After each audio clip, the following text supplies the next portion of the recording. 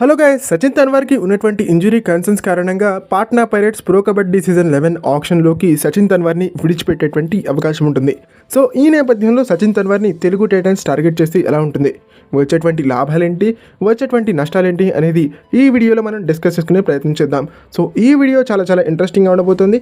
దయచేసి ఈ వీడియోని ఎక్కడ కూడా స్కిప్ చేయకుండా లాస్ట్ వరకు చూడడానికి ప్రయత్నం చేయండి. అండ్ వీడియో కనుక మీకు నచ్చినట్టయితే లైక్ చేయండి, షేర్ చేయండి, మన ఛానల్ని సబ్స్క్రైబ్ చేసుకుని పక్కనున్న బెల్ ఐకాన్ ప్రెస్ చేసి ఆల్ ఆప్షన్లో సెట్ చేసేసుకోండి. అండ్ ఇలాంటి మరిన్ని వీడియోస్ కోసం ఛానల్ని డైలీ ఫాలో అవడానికి ట్రై చేయండి.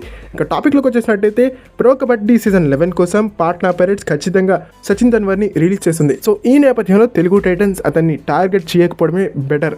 ఎందుకంటే తను ప్రస్తుతం ఇంజురీ కన్సర్న్తో ఉన్నాడు.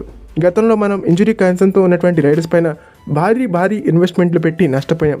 సో ఈ నేపథ్యంలో మరోసారి ఇంజురీ కన్సర్న్ ఉన్నటువంటి సచిన్ తన్వార్ పైన 60 లక్షల నుంచి 70 లక్షలు మనం ఇన్వెస్ట్ చేశామంటే కనుక ఒకవేళ తను ఇంజురీ నుంచి కోలుకోకపోతే టీం పెద్దగా లాస్ అయ్యేటువంటి అవకాశం ఉంటుంది. సో ఈ నేపథ్యంలో సచిన్ తన్వార్ పైన ఇన్వెస్ట్ చేయడం మానేసి అతని స్థానంలో ఒక యంగ్ రైడర్, ఫ్యూచర్ ప్రాస్పెక్ట్గా ఉన్నటువంటి రైడర్ పైన ఇన్వెస్ట్ చేస్తే బెటర్ అనేది నా ఒపీనియన్. ఓకే, ఇది ఫ్రెండ్స్ ఈ వీడియో కనుక మీకు నచ్చినట్టయితే లైక్ చేయండి, షేర్ చేయండి, మన ఛానల్ని సబ్స్క్రైబ్ చేసుకుని పక్కన బెల్ ఐకాన్ ప్రెస్ చేసి ఆల్ ఆప్షన్లో సెట్ చేసేసుకోండి. అండ్ ఇలాంటి మరిన్ని వీడియోస్ కోసం ఛానల్ని డైలీ ఫాలో అవడానికి ట్రై చేయండి.